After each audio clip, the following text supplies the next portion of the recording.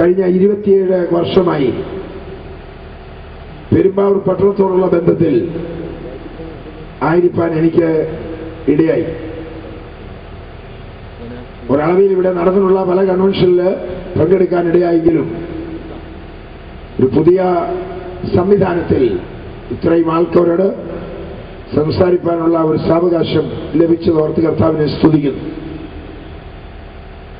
JD പീറ്ററും നിർമ്മലയും പാടുമ്പോൾ 32 കൊല്ലങ്ങൾക്ക് മുമ്പ് അവര് തിരുവല്ലയിൽ ആദ്യം പാടിയത് ഞാൻ പ്രസംഗിച്ചതായ ഒരു കൺവെൻഷനിലാണെന്ന് എനിക്ക് ഓർമ്മയുണ്ട്. അവരെ കണ്ടപ്പോൾ എനിക്ക് വളരെ സന്തോഷം തോന്നി. നിർമ്മലയുടെ പിതാവിനെ ഞാൻ പഠിപ്പിച്ചതാണ്. ഇത് രാത്രി ആ പ്രിയപ്പെട്ടവർക്ക് നമ്മളോട് ഒന്ന് പാടാൻ ഇടയാക്കിയതിനായി സ്തോത്രം. ഗോസ്പൽ ഇൻ ആക്ഷന്റെ പ്രസിഡന്റായിരിക്കുന്ന പാസ്റ്റർ ഏലിയാസ്, അദ്ദേഹവുമായി ഏറിയ വർഷങ്ങളായി പരിചയപ്പെടാനിടയായി. ഇന്ന് കേരളത്തിൽ അനേക സ്വതന്ത്ര സഭകളും പ്രവർത്തനങ്ങളുമുണ്ട്. എന്നാൽ ഗോസ്പൽ ഇൻ ആക്ഷന്റെ പ്രവർത്തനങ്ങൾ വ്യത്യസ്തമാണ്. ഇന്ത്യയുടെ സുവിശേഷ വേലയെക്കുറിച്ച് അതേ ചരിത്രം എഴുതുമ്പോൾ യാചകരുടെയും അതേ തള്ളപ്പെട്ടവരുടെയും കുഷ്ഠേരിവാസികളുടെയും എല്ലാം ഇടയിൽ പ്രവർത്തിക്കുന്ന ക്രിസ്തീയ പ്രവർത്തനം ഇവിടുത്തെ സർവേയിൽ ഗോസ്പൽ ഇൻ ആക്ഷനാണ് കൊടുത്തിരിക്കുന്നത്. വിവിധ സഭകളുണ്ട്, പക്ഷെ ഈ പ്രവർത്തനത്തിന് ഗോസ്പൽ ഇൻ ആക്ഷൻ പെരുമ്പാവൂർ എന്നാണ് കൊടുത്തിരിക്കുന്നത്. കഴിഞ്ഞ 2 വർഷം മുമ്പ്, കഴിഞ്ഞ മുമ്പത്തെ വർഷം ന്യൂയോർക്കിൽ ഗോസ്പൽ ഇൻ ആക്ഷൻ സംഘടിപ്പിച്ച യോഗത്തിൽ പ്രിയ ഏലിയാസ് ബ്രദറിനോട് ചേർന്ന് എനിക്ക് അവിടെ പ്രസംഗിപ്പാനിടയായി. ഇന്ന് രാത്രി ഈ പ്രവർത്തനത്തെ എല്ലാം ഓർത്ത് ഞാൻ കർത്താവിനെ സ്തുതിക്കുകയാണ്. തിരുവിതാംകൂർ എന്നറിയപ്പെടുന്ന നമ്മുടെ പഴയ നാട്ടിൽ, കേരളമാകുന്നതിന് മുമ്പ് തിരുവിതാംകൂറായിരുന്ന ഈ നാട്, അന്ന് 2 കൺവെൻഷനാണ് ഈ കേരളക്കരയിൽ അല്ലെങ്കിൽ തിരുവിതാംകൂറിൽ ഉണ്ടായിരുന്നത്.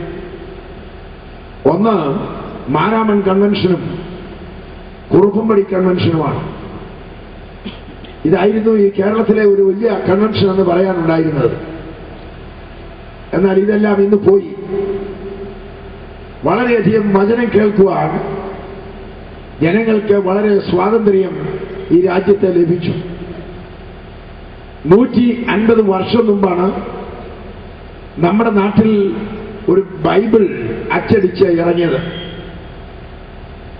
150 കൊല്ലമായെങ്കിലും അത് സാധാരണക്കാരുടെ കയ്യിൽ വന്നപ്പോൾ ഏതാണ്ട് 120 കൊല്ലങ്ങളെ ആയുള്ളൂ. ക്ലോഡിയസ് ബുക്കാനൻ എന്ന് പറയുന്ന സായിപ്പ് ഈ ആംഗ്ലിക്കൻ മിഷണറി, CMS മിഷണറി കല്ലച്ചിലടിച്ച ഒരു ബൈബിളാണ് ആദ്യം മലയാളക്കരയിൽ ലഭിച്ചത്. 2000 വർഷത്തെ പഴക്കമുള്ള മലങ്കരയിലെ ക്രിസ്ത്യാനികളുടെ ഇടയിൽ സാധാരണക്കാരന് വായിക്കാൻ ഒരു ബൈബിൾ ഇല്ലായിരുന്നു. ഇംഗ്ലണ്ടിലും ഈ അവസ്ഥയായിരുന്നു. 14ാം നൂറ്റാണ്ടിൽ ജോൺ വിക്ലിഫ് എന്ന് പറയുന്ന ആളാണ് അത് ഇംഗ്ലീഷ് ഭാഷയിലേക്ക് ബൈബിൾ ഭാഷാന്തരം ചെയ്തത്. അന്നത്തെ പൗരോഹിത്യ സഭ ജോൺ വിക്ലിഫിനെ വേദവിപരീതിയായി തള്ളുകയും അയാൾ മരിച്ചു കഴിഞ്ഞപ്പോൾ അയാളുടെ അസ്ഥികൾ മാന്തിയെടുത്ത് കത്തിച്ച് ആഗിനോൺ നദിയിൽ ഒഴുകി. എന്നാൽ വിക്ലിഫ് ഇറക്കിയതായ ബൈബിൾ വായിച്ച് അനേകങ്ങൾ മുന്നോട്ട് വന്നു. ആ കൂടെ വന്നയാളാണ് ജോൺ ഹൂസ്. ബൊഹീമിയ, ഇന്നത്തെ ചെക്കോസ്ലോവാക്യ എന്നറിയപ്പെടുന്ന സ്ഥലത്ത് എഴുന്നേറ്റയാളാണ് ജോൺ ഹൂസ്. അയാൾ പറഞ്ഞു ബൈബിൾ ജനങ്ങൾ വായിക്കണം. പക്ഷേ ജോൺ ഹൂസിനെ ഒരു മരത്തിൽ കെട്ടിയിട്ട് ചുറ്റും വിറകടുക്കി നെയ്യൊഴിച്ച് കത്തിക്കുകയാണ് ചെയ്തത്. അദ്ദേഹത്തിന്റെ പേരിലുള്ള കുറ്റം അയാൾ ബൈബിൾ ഭാഷാന്തരം ചെയ്തു എന്നുള്ളതാണ്. ജോൺ ഹൂസ് മരിക്കുന്ന സമയത്ത് ചിതയിൽ അദ്ദേഹം വിളിച്ചു പറഞ്ഞു, എന്റെ പേര് ഹൂസ് എന്നാണ്, അറിയണമെന്നാണ്. എന്നാൽ ദൈവം തമ്പുരാൻ യൂറോപ്പിൽ ഒരു കഴുകനെ എഴുന്നേൽപ്പിക്കുന്ന ദിവസം ഉണ്ടാകുമെന്ന് പറഞ്ഞു. 16-ാം നൂറ്റാണ്ടിൽ റോമൻ കത്തോലിക്ക പുരോഹിതനായിരുന്ന മാർട്ടിൻ ലൂതർ വേദപുസ്തക സത്യങ്ങൾക്ക് വേണ്ടി എഴുന്നേറ്റ 95 കാര്യങ്ങൾ അന്ന് ജർമ്മനിയിലെ വിറ്റൻബർഗ് പള്ളിയുടെ തിണ്ണയിൽ അദ്ദേഹം അടിച്ചു വെച്ചു. അദ്ദേഹം ആണ് നവീകരണത്തിന്റെ ഉദയനക്ഷത്രമെന്ന് അത് നമ്മൾ പറയുന്ന ആളിൽ ഒരാളാണ്. എന്നാൽ ജോൺ വില്യം ടിൻഡലാണ് പിന്നീട് ബൈബിൾ ഭാഷാന്തരം ചെയ്ത് അയാളെയും ചിതയിൽ വെച്ച് കൊളുത്തി. അയാളുടെ മരണസമയത്ത് ആ തീയിൽ കിടന്നോട് പടച്ചു. അയാളുടെ പേരിലുള്ള കുറ്റം ബൈബിൾ ഭാഷാന്തരം ചെയ്തു എന്നുള്ളതാണ്.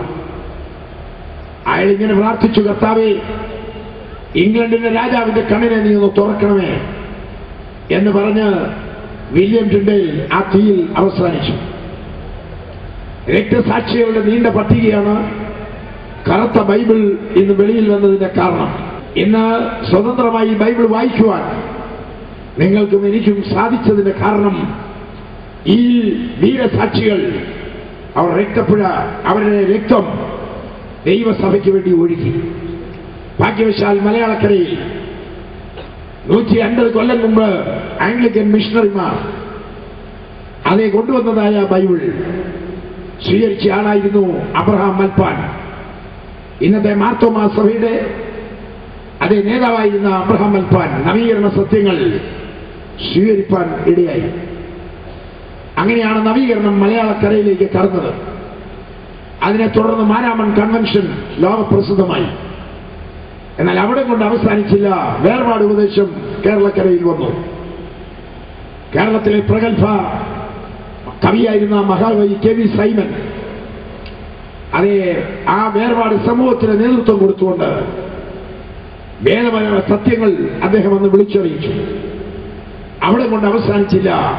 പെന്തക്കോസ്തിന്റെ തീയ് 1920-കളിൽ കേരളത്തിലേക്ക് വന്നു. ആർ.എഫ്. കുക്ക് ആദിയായ കർത്താവിന്റെ ദാസന്മാർ ഈ മലങ്കരയിൽ വന്ന പെന്തക്കോസ്ത് സത്യങ്ങൾ അറിയിക്കാൻ ഇടയായി. അന്ന് ഇവിടെ അങ്ങനെയുള്ള ഒരു നവീകരണം ഇല്ലായിരുന്നു. എന്നാൽ അതിനെ തുടർന്ന് ഭാരതീയരായ ചിലരെ ദൈവം എഴുന്നേൽപ്പിച്ചു. ഇന്ത്യൻ പെന്തക്കോസ്ത് ദൈവസഭയുടെ സ്ഥാപകനായിരുന്ന പാസ്റ്റർ കെ. ഇ. എബ്രഹാം താൻ എന്ന ഒരു അധ്യാപകനായിരുന്ന കാലത്താണ് അതെ ഈ സത്യത്തിന് വേണ്ടി ഇറങ്ങിയത്. വളരെ വീറോടെ അരനൂറ്റാണ്ട് മലങ്കരയിൽ പെന്തക്കോസ്ത് സത്യങ്ങൾ അറിയിക്കാനിടയായി. അങ്ങനെ ഈ നാട്ടിൽ ഇന്ന് പെന്തക്കോസ്ത് വിശ്വാസം എന്നുള്ളത് ഒരു സാധാരണക്കാരുടെ മനസ്സിലാകുന്ന കാര്യങ്ങളായി. വേദപുസ്തകം പ്രസംഗിക്കുന്നിടത്ത് ആളുകളെ കൊന്നിട്ടുണ്ട്. ബൈബിൾ പ്രസംഗിച്ച സ്ഥലത്ത് ആളുകളെ രാത്രിയിൽ കൊന്നിട്ടുണ്ട് നമ്മുടെ നാട്ടിൽ. അങ്ങനെയുള്ള സംഭവങ്ങൾ ഒരു 60 വർഷങ്ങൾക്ക് മുമ്പ് ഇവിടെ ഉണ്ടായി. എന്നാൽ ഇന്നേത് ചുവരെ നോക്കിയാലും Bible convention Bible convention Bible convention എന്ന് കാണാൻ കഴിയുന്നു. കാരണം ദൈവവചനമാണത്. അത് മനുഷ്യന് സ്വാതന്ത്ര്യം കൊടുക്കുന്നതാണ്. ആ വചനം ഇന്ന് ലോകമെമ്പാടും പ്രസംഗിക്കുകയാണ്. ചന്ദ്രനിൽ ആദ്യം ചെന്നത് ബൈബിളാണ്. ചന്ദ്രനിൽ ആദ്യം ചെന്ന പുസ്തകം ബൈബിളാണ്.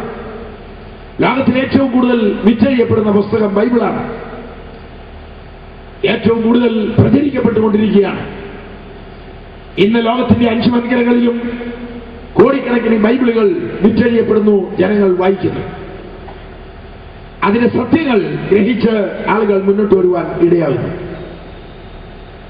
നാം വന്നെത്തിയിരിക്കുന്നത് ഒരവസാന യുഗത്തിലാണ് എന്ന് പറയുന്നതിൽ കാലക്കണക്കുകൾ തെറ്റ് കാണിക്കുന്നില്ല.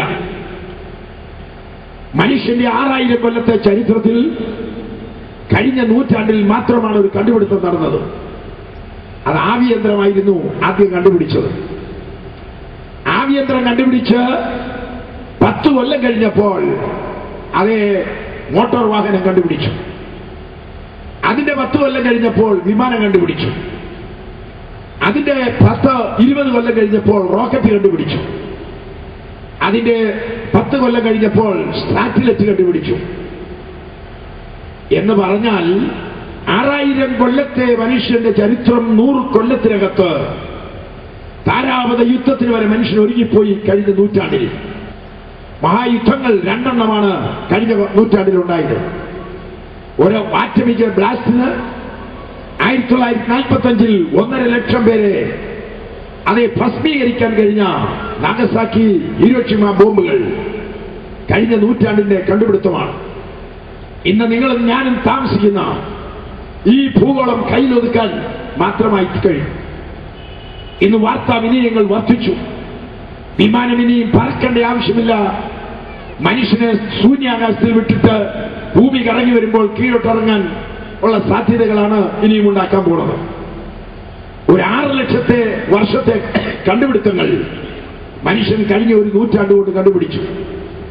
യേശു ക്രിസ്തു ജീവിച്ചിരുന്ന കാലത്ത് 25 കോടി ജനങ്ങളാണ് ആകെ ഉണ്ടായിരുന്നത്. എന്നാൽ 1850 വന്നപ്പോൾ അത് 100 കോടിയായി. 18 നൂറ്റാണ്ട് കൊണ്ട് 100 കോടിയാണ് വന്നത്. എന്നാൽ 1950 വന്നപ്പോൾ അത് 400 കോടിയായി തീർന്നു. 2000 ആയപ്പോൾ അത് 600 കോടിയായി. 500 കോടി ജനങ്ങളാണ് ഒറ്റ നൂറ്റാണ്ടിൽ വർദ്ധിച്ചത്. മനുഷ്യന്റെ കണ്ടുപിടുത്തങ്ങൾ വളരെ ഫാസ്റ്റ് ആയിരിക്കുകയാണ്. അമേരിക്ക ഇന്ന് അന്തരീക്ഷത്തിൽ നിർത്തിയിരിക്കുന്ന ഓർബിറ്റൽ ഹൈഡ്രജൻ ബോംബുകളെ പോലെ ഭൂമിക്ക് ചുറ്റും കറങ്ങുന്ന ബെൽറ്റുകൾ ഇന്നുണ്ടായിക്കൊണ്ടിരിക്കുകയാണ്. നിങ്ങൾ അറിയുന്നില്ല, സാറ്റലൈറ്റുകൾ ഇതിന്റെ മുകളിൽ കൂടി ബോംബുകൾ കറങ്ങുന്നുണ്ട്. ഭൂമിയുടെ ഏത് ഭാഗത്തേക്കും ബോംബിനെ വലിക്കാനുള്ള പവർ ഈ ഓർബിറ്റൽ ഹൈഡ്രജൻ ബോംബിൽ നിക്ഷേപിച്ചിട്ടുണ്ട്. ഏത് രാജ്യത്തിന് വേണ്ടിയിട്ടാണ് വേണമെങ്കിൽ അത് കീഴോട്ട് വലിക്കാം. അപ്പൊ അപകടം തലയ്ക്ക് മീതെ പറക്കുകയാണ്. മനുഷ്യൻ ഇന്ന് കഴിഞ്ഞ കാലങ്ങളെക്കാൾ അക്രമത്തിൽ വർദ്ധിക്കുകയാണ്. കഴിഞ്ഞ കാലത്ത് ഉണ്ടായതിനേക്കാൾ 1000 ഇരട്ടി അപകടങ്ങൾ, കഴിഞ്ഞ കാലത്തുണ്ടായതിനേക്കാൾ കൂടുതൽ മാരകമായ പ്രവർത്തനങ്ങൾ, യുദ്ധങ്ങൾ. ഇന്ന് ലോകത്തിൽ ഇന്ത്യ ഒരു ആറ്റമിക് പവറാണ്, അണുശക്തിയുടെ കേന്ദ്രമാണ്. പാകിസ്ഥാൻ ഒരു അണുശക്തി കേന്ദ്രമാണ്. ചൈന ഒരു ആറ്റമിക് ശക്തിയാണ്. അതേ റഷ്യ ആറ്റമിക് പവറാണ്. ബ്രിട്ടൻ ആറ്റമിക് പവറാണ്. ഫ്രാൻസ് ആറ്റമിക് പവറാണ്. ഇറാൻ ആറ്റമിക് പവറിൽ വരാൻ പോവുകയാണ്. അതേ മിഡിൽ ഈസ്റ്റുകൾ അത് അങ്ങനെ ആയിക്കൊണ്ടിരിക്കുകയാണ്. ഇസ്രായേൽ വലിയൊരു ശക്തിയാണ് ആറ്റമിക് ബ്ലാസ്റ്റിൽ. അപ്പൊ ഈ ബോംബുകളെല്ലാം വേണ്ട. ഒരു രാജ്യമുണ്ടാക്കിയ ബോംബ് മതി ഇവിടെ കത്തിച്ചു കളയാൻ. എന്നാൽ പിള്ളേര് ചിരട്ടയിൽ അപ്പം ഉണ്ടാക്കുന്ന പോലെ ഇന്ന് ബോംബുകൾ ഉണ്ടാക്കിയ ഇത് ആരുടെ മേലെ എറിയാനാണ്? ഭൂമിയും അതിന്റെ പണികളും വെന്തുപോകുന്നു. മനുഷ്യപുത്രന്റെ വരവ് നോഹയുടെ കാലത്തെ പോലെ ആകുമെന്നും അന്ത്യകാലത്ത് വലിയ സംഭവങ്ങൾ ഉണ്ടാകുമെന്നും യേശു ക്രിസ്തു പറഞ്ഞിട്ടുണ്ട്. അതിങ്ങനെയാണ് എഴുതിയിരിക്കുന്നത്. ആ നാളുകൾ ചുരുങ്ങാതിരുന്നാൽ ഒരു ജഡവും രക്ഷിക്കപ്പെടുകയില്ല. അത്രമാത്രം ടോട്ടൽ അനിഹിലേഷൻ ലോകത്തിൽ നടക്കുമെന്നുള്ളത് ബൈബിൾ പ്രവചിച്ചിരിക്കുന്ന വിഷയങ്ങളാണ്. കർത്താവായ യേശു ക്രിസ്തുവിന്റെ 2ാം വരവ്, അന്തിക്രിസ്തുവിന്റെ വാഴ്ച, ഇതിനായിട്ടെല്ലാം ഇന്ന് കളമൊരുങ്ങുകയാണ്. അവൻ ഞാൻ വിശ്വസിക്കുന്നു ഒരു അവസാന കാലത്തേക്ക് നാം നീങ്ങിക്കൊണ്ടിരിക്കുകയാണ്. സുനാമി വന്നത് ആരും അറിഞ്ഞില്ലല്ലോ. നോഹയുടെ കാലത്ത് അങ്ങനെയാണല്ലോ സംഭവിച്ചത്. 120 കൊല്ലം ഒരു കിറുക്കൻ പറഞ്ഞു മഴയുണ്ടാവുമെന്ന്. ആരും വിശ്വസിച്ചില്ല. പക്ഷേ നോഹ പെട്ടകത്തിൽ കയറി വാതിലടച്ചു കഴിഞ്ഞപ്പോൾ കാലാവസ്ഥയ്ക്ക് മാറ്റം. തണുത്ത കാറ്റ്, മഴ നിൽക്കുന്നില്ല. ഈ മണ്ടൻ പറഞ്ഞതുപോലെ വല്ലതും ആണോ? അവസാനം അവർക്ക് മനസ്സിലായി നോഹ പറഞ്ഞതുപോലെ സംഭവിച്ചു. ഇതുപോലെ നമ്മൾ അറിയാത്ത നനയാത്ത നേരത്ത് സംഭവങ്ങൾ ഉണ്ടാകാൻ സാധ്യതയുള്ള ഒരു ലോകത്തിലാണ് നിങ്ങളും ഞാനും ജീവിക്കുന്നത്. വരുന്ന വർഷം ഇവിടെ ആയിരിക്കുമെന്നുള്ളതിന് ഒരു ഗ്യാരണ്ടിയുമില്ല. ലോകം ഇന്ന് അസ്വസ്ഥതയുടെ അതേ ചുവട്ടിലാണ്. മഹൽ ശക്തികൾ എന്നറിയപ്പെടുന്ന എല്ലാ ശക്തികളും അസ്വസ്ഥതയിലാണ്. കൂടുതൽ ബോംബുകൾ എന്തിന്? മനുഷ്യരാശിയുടെ മേൽ ഇത് വാരിച്ചൊരിയുന്ന ഒരു ദിവസം ഉണ്ടെന്നുള്ളത് സത്യമായ കാര്യമാണ്. പുതുവാന ഭൂമി, ഈ ഭൂമിയും അതിന്റെ പണികളും വെന്തുപോകുന്ന ഒരു ദിവസം ഉണ്ടാവുമെന്ന് ബൈബിൾ പറയുന്നു. ഞാൻ പൂർണ്ണമായി വിശ്വസിക്കുന്നു. 51 വർഷം മുമ്പ് എനിക്ക് 20 വയസ്സ് പ്രായമുള്ളപ്പോൾ ഇന്ത്യൻ നേവിയിൽ ആയിരുന്ന കാലത്ത് ഞാൻ കർത്താവായ യേശുവിനെ രക്ഷിതാവായി സ്വീകരിച്ചു. കർത്താവിന് നന്ദിയോടെ സ്തോത്രം. കഴിഞ്ഞ 37 പരം വർഷങ്ങൾ സുവിശേഷത്തിന്റെ സാക്ഷിയായി മലങ്കരയിലും ഇന്ത്യയിലും ലോകം മുഴുവൻ ആയിരിക്കാൻ കർത്താവ് ഇടയാക്കി. ഇന്ന് രാത്രി നിങ്ങളോട് ഈ വചനം അറിയിക്കുന്നതിൽ എനിക്ക് വളരെ സന്തോഷമുണ്ട്. അതോർത്ത് കർത്താവിനെ സ്തുതിക്കുന്നു. ഇങ്ങനൊരു അവസരം നമുക്ക് നൽകിയ ദൈവത്തെ ഓർത്ത്, ഈ സന്ദർഭത്തെ ഓർത്ത് ദൈവത്തെ സ്തുതിക്കുന്നു. 3.5 വർഷം മാത്രം പ്രഭാഷണം നടത്തിയ യേശു ക്രിസ്തു ഈ ലോക ഗുരുവായത് എങ്ങനെയാണ്? ഒരു കലാശാലയിൽ പഠിച്ചിട്ടില്ല. അതെ, താൻ ജീവിച്ച സ്ഥലത്തു നിന്ന് ഏറിയ ദൂരങ്ങൾ പോയിട്ടില്ല. ഒരു പണ്ഡിതന്മാരോടുകൂടി ആയിരുന്നില്ല. ഈ നസറേയന്റെ 3.5 കൊല്ലത്തെ പ്രസംഗങ്ങൾ ഇത് ലോകത്തെ മുഴുവൻ സ്വാധീനിച്ചതെങ്ങനെ? ആരായിരുന്നു ഈ കർത്താവ്? ഈ ക്രിസ്തുവിനെ കുറിച്ചാണ് ഇന്ന് രാത്രി പ്രസംഗിക്കുന്നത്. നിഖ്യ വിശ്വാസ പ്രമാണത്തിൽ യേശു ക്രിസ്തു ആരാണെന്നുള്ളതിനെ കുറിച്ച് തർക്കമുണ്ടായപ്പോൾ പിതാക്കന്മാർ കൂടിയിരുന്ന് നിഖ്യ വിശ്വാസ പ്രമാണത്തിൽ രേഖപ്പെടുത്തിയിരിക്കുന്നത് ഇങ്ങനെയാണ്: പ്രകാശത്തിൽ നിന്നുള്ള പ്രകാശവും ദൈവത്തിൽ നിന്നുള്ള സത്യതയും ജനിച്ചവനും സൃഷ്ടിയല്ലാത്തവനും സാരാംശത്തിൽ പിതാവിനോട് സമത്വമുള്ളവനും തന്നാൽ സകലതും നിർമ്മിക്കപ്പെട്ടവനും മനുഷ്യരായി നമുക്ക് നമ്മുടെ രക്ഷയ്ക്കും വേണ്ടി അതേ പീലാത്തോസിന്റെ നാളുകളിൽ കഷ്ടമനുഭവിച്ച് മരിച്ച് അടക്കപ്പെട്ട് തിരുമനസ്സായ പ്രകാരം 3-ാം ദിവസം ഉയർത്തെഴുന്നേറ്റ് സ്വർഗസ്ഥലങ്ങളിലേക്ക് കരേറിപ്പോയവനും തന്റെ പിതാവിന്റെ വലത്തുഭാഗത്തിരിക്കുന്നവനും എത്രയും വേഗം തന്റെ വിശുദ്ധന്മാരെ ചേർപ്പാൻ വരുന്നവരുമായ കർത്താവായ യേശു ക്രിസ്തുവിലും ഞങ്ങൾ വിശ്വസിക്കുന്നു. നിഖ്യ വിശ്വാസ പ്രമാണത്തിൽ ക്രിസ്തു ആരാണെന്നുള്ളതിന് തെളിവ് കൊടുത്തിരിക്കുന്നതാണ് സഭാപിതാക്കന്മാർ. പ്രകാശത്തിൽ നിന്നുള്ള പ്രകാശം, ദൈവത്തിൽ നിന്നുള്ള സത്യദൈവം ജനിച്ചവനാണ്, എന്നാൽ സൃഷ്ടിയല്ല. അതേ, സാരാംശത്തിൽ പിതാവിനോട് സമത്വമുള്ളവനാണ്, തന്നാൽ സകലവും നിർമ്മിക്കപ്പെട്ടതാണ്. മനുഷ്യരായി നമുക്ക് രക്ഷയ്ക്കും വേണ്ടി ചരിത്രപരമായി പീലാത്തോസിന്റെ നാളുകളിൽ നമുക്ക് വേണ്ടി കഷ്ടം സഹിച്ച് മരിച്ചടക്കപ്പെട്ട് ഉയർത്തെഴുന്നേറ്റ യേശുവിൽ ഞങ്ങൾ വിശ്വസിക്കുന്നു. ഇതാ ക്രിസ്തു. സത്യത്തിൽ നിഖ്യയുടെ ആ വലിയ ഡെഫിനിഷൻ അല്ലെങ്കിൽ ആ നിർവചനം ഒരിക്കലും മാറ്റാൻ കഴിയാത്തതാണ്. Who is Christ? ആരാണ് ക്രിസ്തു? ക്രിസ്തു ഒരു മനുഷ്യനായിരുന്നു. ആണെങ്കിൽ അവൻ പറഞ്ഞ വാക്കുകളുണ്ട്: ഞാനും ദൈവവും ഒന്നാണ്. അതെ, ഞാൻ ലോകത്തിന്റെ വെളിച്ചമാണ്. അവന്റെ വാക്കുകളും അവന്റെ പ്രവൃത്തിയും അല്ലെങ്കിൽ രണ്ടായി വന്നതിനെ. ആരാണ് ഈ ക്രിസ്തു? ഈ നസ്രയനായ യേശു ആരാണ്? അതുകൊണ്ടാണ് അതെ ക്രിസ്തു മാർഗത്തിന് വിരോധിയായിരുന്ന പൗലൂസ് ഒടുവിൽ ക്രിസ്തുവിന്റെ മുമ്പിൽ മുട്ടുകുത്താനിടയായത്. ഇംഗ്ലണ്ടിൽ ഒരു വക്കീല് ബൈബിളിനെതിരായിട്ട് അതേ പുസ്തകം എഴുതാൻ തുടങ്ങി. ബൈബിൾ തെറ്റാണ്, ബൈബിൾ അടിസ്ഥാനമില്ലാത്തതാണ് എന്ന് വാദിച്ചുകൊണ്ട് അയാളെ വക്കീലിന്റെ ലോയിൽ അത് എഴുതാൻ തുടങ്ങി. എഴുതി വന്നപ്പോൾ 2 കാര്യങ്ങൾ അയാൾക്ക് ഖണ്ഡിക്കാൻ കഴിയുന്നില്ല. അതിൽ അയാൾക്ക് ഒരു പൊഴുതും കിട്ടുന്നില്ല. അതൊന്നിതാണ് പൗലോസിന്റെ മാനസാന്തരം, 2 യേശു ക്രിസ്തുവിന്റെ ഉയർപ്പ്. ഈ 2 കാര്യങ്ങളെ ഖണ്ഡിക്കാമെങ്കിൽ ബൈബിൾ തെറ്റാണെന്ന് സ്ഥാപിക്കാം. ഒടുവിൽ അയാള് മാർഗത്തിന്റെ പ്രചാരകനായി തീർന്നു. പൗലോസിന്റെ അതേ മാനസാന്തരവും ക്രിസ്തുവിന്റെ ഉയർത്തെഴുന്നേൽപ്പും ഖണ്ഡിക്കാൻ സാധിക്കില്ല. കാരണം അതൊരു സത്യമായ കാര്യമാണ്. ഒഴിഞ്ഞ കല്ലറ ഒരു സമാധാനം പറയേണ്ടതാണ്. കർത്താവിന് സ്തോത്രം. ഇത് രാത്രി കർത്താവിനെ ഓർത്ത് ഞാൻ സ്തുതിക്കുന്നു. പൗലോസ് പറഞ്ഞു, ഞങ്ങൾ ക്രൂശിക്കപ്പെട്ട ക്രിസ്തുവിനെ പ്രസംഗിക്കുന്നു. ഞങ്ങൾ ക്രിസ്തുവിനെ പ്രസംഗിക്കുന്നല്ല, ക്രൈസ്റ്റ് ക്രൂസിഫൈ. അന്ന് ക്രിസ്തുവിനെ പ്രസംഗിക്കുന്ന പലരുമുണ്ട്. എന്നാൽ ഞങ്ങളുടെ പ്രസംഗത്തിന്റെ പ്രത്യേകത ക്രൂശിക്കപ്പെട്ട ക്രിസ്തു. അതുകൊണ്ടാണ് എടുത്തു പറയാൻ കാരണമായത്. ഇന്ന് രാത്രി ഞാൻ ദൈവത്തെ സ്തുതിക്കുന്നു. ഒരു വേദഭാഗം നമുക്ക് വായിക്കാം. എബ്രായ ലേഖനം 10-ാം അധ്യായം 14-ാം വാക്യം വായിക്കാം. ഏകയാഗത്താൽ വിശുദ്ധീകരിക്കപ്പെടുന്നവർക്ക് സദാകാലത്തേക്കും സൽഗുണപൂർത്തി വരുത്തിയിരിക്കുന്നു. ഇവിടെ ശ്രദ്ധിക്കണം, 2 വാക്കേ ഇവിടെ പറഞ്ഞിട്ടുള്ളൂ. ഒരു യാഗം കൊണ്ട്, ഏകയാഗത്താൽ സദാകാലത്തേക്ക് മനുഷ്യന് വീണ്ടെടുപ്പ് വരുത്തിയെന്ന്.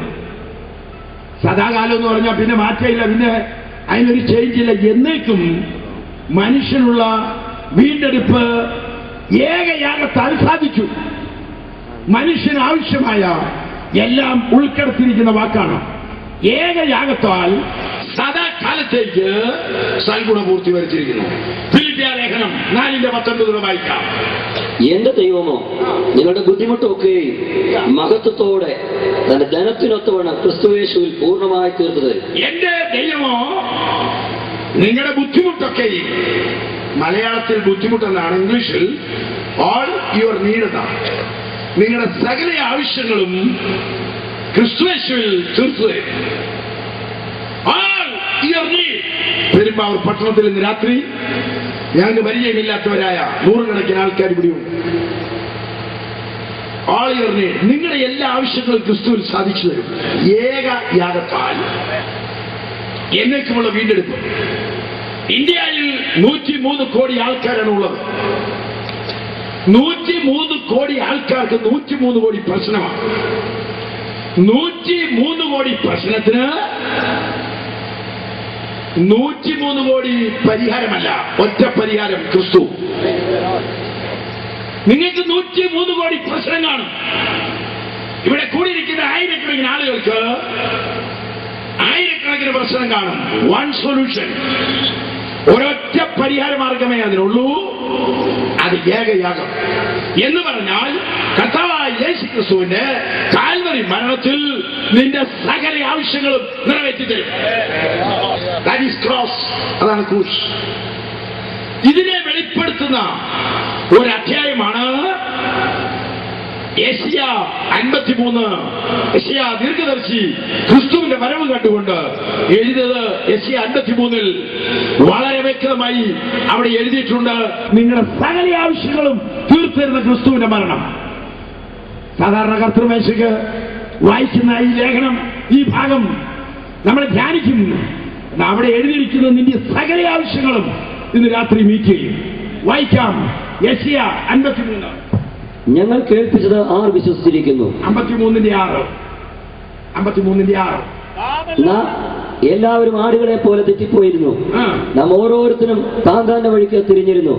എന്നാൽ യഹോവ നമ്മുടെ എല്ലാവരുടെയും അകൃത്യം അവന്റെ മേൽ ചുമത്തി തന്നെത്താൻ താഴ്ത്തി. നമ്മുടെ അകൃത്യം മുഴുവനും അവന്റെ മേൽ ചുമത്തി. ഇത് പറയുന്നത് പഴയ നിയമത്തിൽ നിന്ന് എടുത്തുകൊണ്ടാണ്. അഹറോൻ തനിക്ക് വേണ്ടിയും അതേ ആ യാഗപീഠത്തിന് വേണ്ടിയും അതിവിശുദ്ധ സ്ഥലത്തിന് വേണ്ടിയും നടത്തുന്നതായ ഒരു ആ രക്തം തളിക്കുന്ന ഭാഗമുണ്ട്. ഒരു കോലാച്ചുവട്ടിനെയും ഒരു കാളക്കിടാവിനെയും ഒക്കെ എടുക്കുന്ന കാര്യം അവിടെ ഉണ്ട് ലേവ്യ പുസ്തകത്തിൽ. അവിടെ യഹോവയ്ക്ക് ചീട്ട് വീടുന്ന ആട്ടിൻകുട്ടിയെ അത് യാഗമർപ്പിക്കണം. അതിനെ അതിവിശുദ്ധ സ്ഥലത്ത് അതിന് രക്തം 7 പ്രാവശ്യം തളിക്കണം. അത് കഴിഞ്ഞ് അസസ്സേലിന് ചീട്ട് വീണ ആടിനെ മരുഭൂമിയിലേക്ക് പറഞ്ഞയക്കണം. ഇസ്രായേലിന്റെ സകല അകൃത്യങ്ങളും വഹിച്ചുകൊണ്ട് ഈ ആട് പോകണം. ഇതാണ് അതിന്റെ അർത്ഥം. എന്ന് പറഞ്ഞാൽ ഇസ്രായേലിന്റെ സകല പാപങ്ങളും ഈ ആട്ടിൻകുട്ടി വഹിച്ചുകൊണ്ട് പോകുന്നതിനെ സാദൃശീകരിച്ചുകൊണ്ടാണ് യെശയ്യാ ഇങ്ങനെ എഴുതി, നമ്മുടെ അകൃത്യങ്ങളെ മുഴുവൻ അവൻ ചുമന്നു. ഇന്ന് ലോകത്തില് അകൃത്യങ്ങളെ മാറ്റാൻ മനുഷ്യൻ എവിടെയെല്ലാം പോകുന്നുണ്ട്. വലിയൊരു പ്രശ്നമാണ് എന്റെ പാപം. എന്റെ ലംഘനങ്ങളെ ആര് മാറ്റും?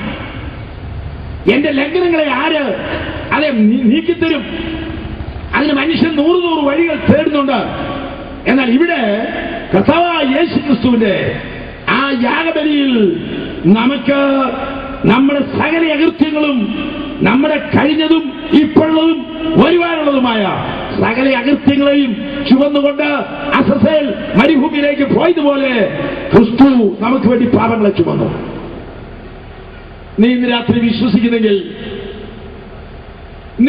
വിശ്വസിക്കുന്നെങ്കിൽ ഒരു പാപപരിഹാരത്തിന് വേണ്ടി വേറൊരു വഴി പോകണ്ട. കാരണം ആ പരിഹാരത്തെക്കാൾ ഉപരിയായി ദൈവപുത്രനായ യേശു ക്രിസ്തുവിന്റെ രക്തം നിനക്ക് വേണ്ടി ചീന്തിയിരിക്കുകയാണ്. അത് ഫ്രീ ആണ്, അത് കൃപയാലാണ്, അത് ദാനമാണ്, അത് ദൈവത്തിന്റെ ഹിതമാണ്. ഒന്നും കൊടുക്കണ്ട. നമുക്കറിയാം ഓരോ ആളുകൾ ഓരോ സ്ഥലത്തേക്ക് എന്തുമാത്രം കഷ്ടങ്ങൾ സഹിച്ചു പോകുന്നു. അവിടെ ചെന്നാൽ അവർക്ക് പാപമോചനം കിട്ടുന്നുണ്ടോ?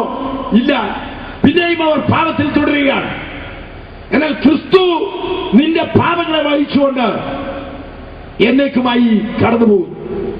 മാന്യ സഹോദരി സഹോദരന്മാരെ, ഈ പാപഭാരത്തിൽ നിന്നുള്ള വിടുതലാണ് ശരിയായി വിടുതൽ. കർത്താവിന് നന്ദിയോടെ സ്തോത്രം.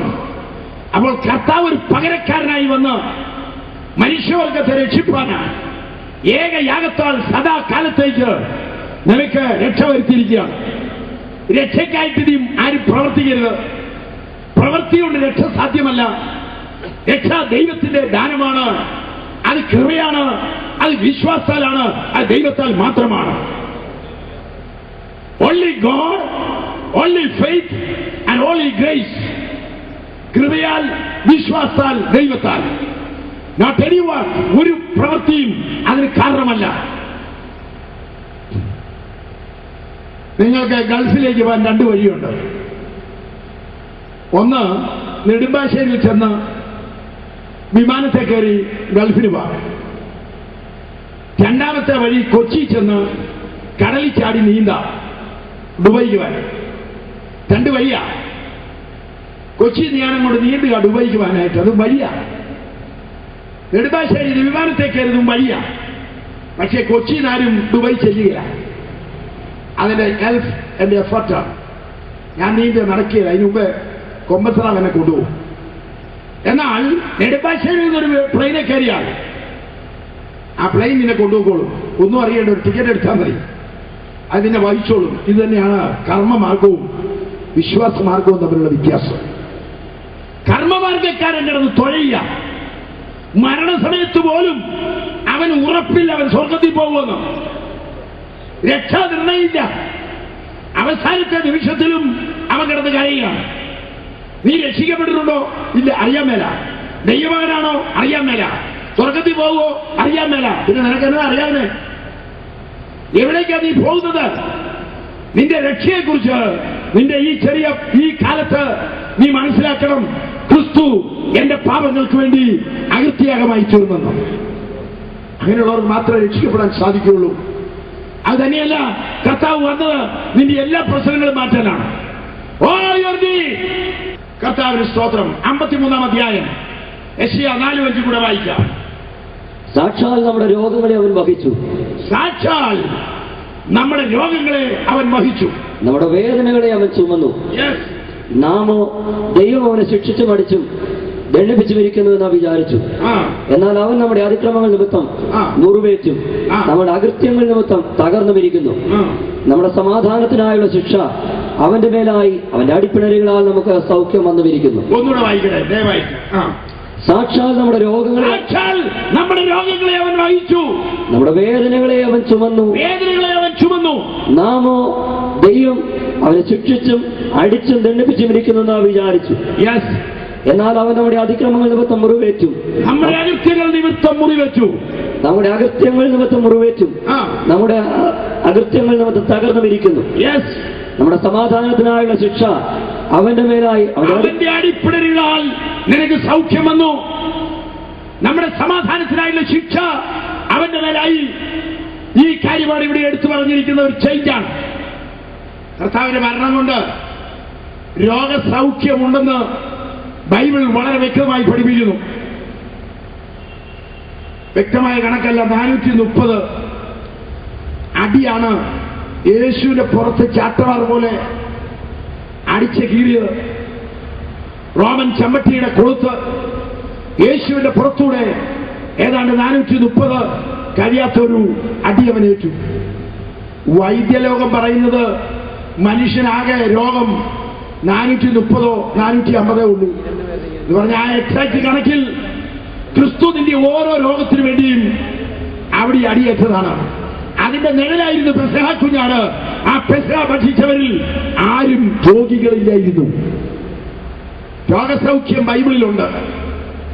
ശരീരസൗഖ്യം ഓട്ടോമാറ്റിക്കായി ശരീരത്തിൽ വെച്ചിട്ടുണ്ട്. എന്നാൽ നമ്മുടെ അകൃത്യങ്ങൾ നിമിത്തം അവൻ മുറിവെച്ചു. നമ്മുടെ സമാധാനത്തിനായുള്ള ശിക്ഷ അവന്റെ മേലായി, അവന്റെ അടിപ്പിണരുകളാൽ നിങ്ങൾക്ക് സൗഖ്യം. ഇത് ഒരു അവാസ്തവമായ കാര്യമല്ല. വിശ്വാസഗോളത്തിൽ യാത്ര ചെയ്ത അനേകങ്ങൾക്ക് അറിയാവുന്ന ഒരു കാര്യമാണ് യേശുവിൽ കൂടിയുള്ള രോഗസൗഖ്യം. പെന്തക്കോസ്ത് സഭകളുടെ ആരംഭകാലങ്ങളിൽ 100 കണക്കിന് ആൾക്കാർ രക്ഷിക്കപ്പെട്ട് ദൈവസഭയിൽ വരാൻ കാരണം രോഗശാന്തിയാണ്. ഇന്ന് രാത്രി ഞാൻ പറയട്ടെ, നീ ഒരിക്കൽ പ്രാർത്ഥിച്ചു കാണും, സൗഖ്യമായില്ല. പക്ഷേ നീ സ്റ്റഡിയായി നിന്ന് പ്രാർത്ഥിച്ചാൽ, ദൈവസന്നിധിയിൽ വന്നാൽ, നിനക്ക് വിടുതൽ നിശ്ചയമാണ് ഇന്ന് രാത്രിയിൽ. എന്താണിന്ന് കേരളത്തിൽ ധ്യാന കേന്ദ്രങ്ങൾ വർദ്ധിക്കുന്നത്? ധ്യാന കേന്ദ്രങ്ങൾ ഇന്ന് ലോകത്തിൽ നിന്ന് വർദ്ധിച്ചുകൊണ്ടിരിക്കുന്നതിന് കാരണം എന്താ? കാരണം മനുഷ്യന് സമാധാനമില്ല. ലോകത്തിൽ പണമുണ്ട്, പലതുണ്ട്, പക്ഷേ അവന് സമാധാനമില്ല. അവൻ നേരെ ഓടുകയാണ് ധ്യാന കേന്ദ്രങ്ങളിലേക്ക്. അവിടെ ചെന്ന് ആശ്വാസം തേടുന്നു. അവർ പറയുന്നു ധ്യാന കേന്ദ്രം ഉണ്ടാകാനുള്ള കാരണം ഇന്നത്തെ പ്രോബ്ലംസ് ആണ്. മനുഷ്യന് പണം, മനുഷ്യന്റെ സൗകര്യങ്ങളൊന്നും അവന് സമാധാനമാകുന്നില്ല, അവൻ രോഗിയാകുന്നു. രണ്ട് കാര്യം ഇവിടെ എടുത്തു പറയുകയാണ്. നമ്മുടെ സമാധാനത്തിനായുള്ള ശിക്ഷ അവന്റെ മേലായി.